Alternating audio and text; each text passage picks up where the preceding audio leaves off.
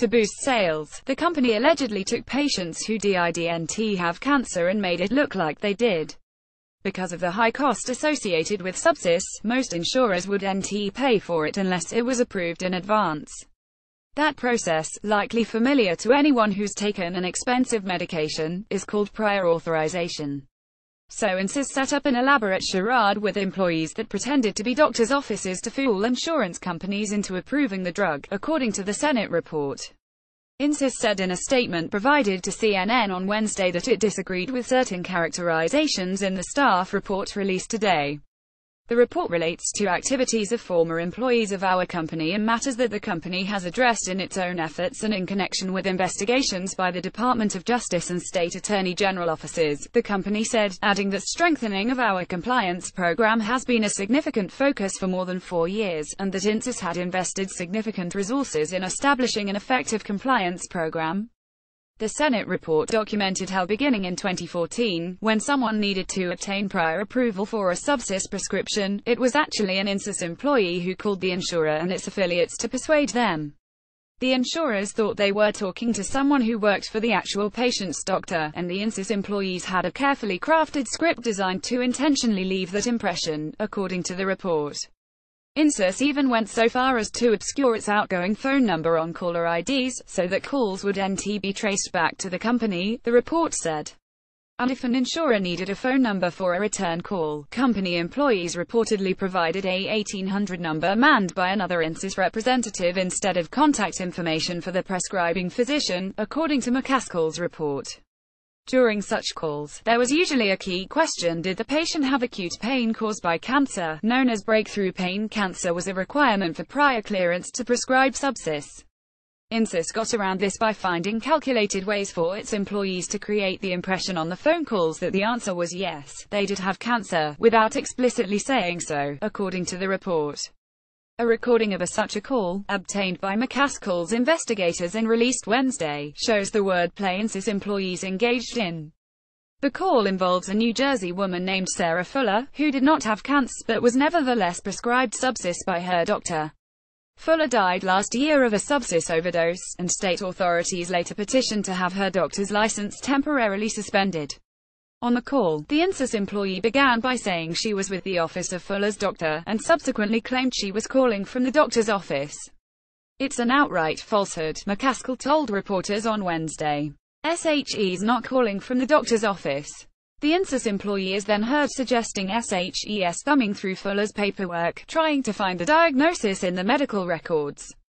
She casually drops the line sounding as if SHE's reading from the patient's records that sepsis is intended for the management of breakthrough cancer pain, without explicitly saying Fuller herself has cancer.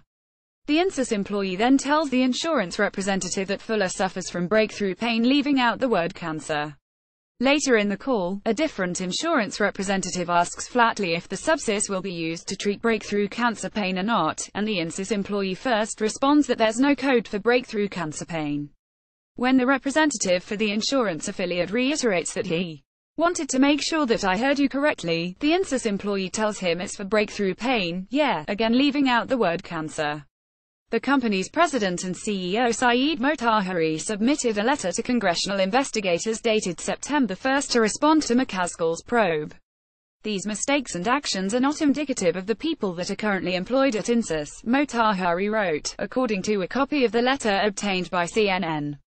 He wrote that INSYS had completely transformed its employee base over the last several years, and has actively taken the appropriate steps to place ethical standards of conduct and patient interests at the heart of our business decisions. INSYS is currently in the midst of an avalanche of criminal and civil legal trouble. In December, federal prosecutors in Boston criminally charged 6 former INSYS executives, including its former CEO, with fraud and racketeering charges related to sepsis.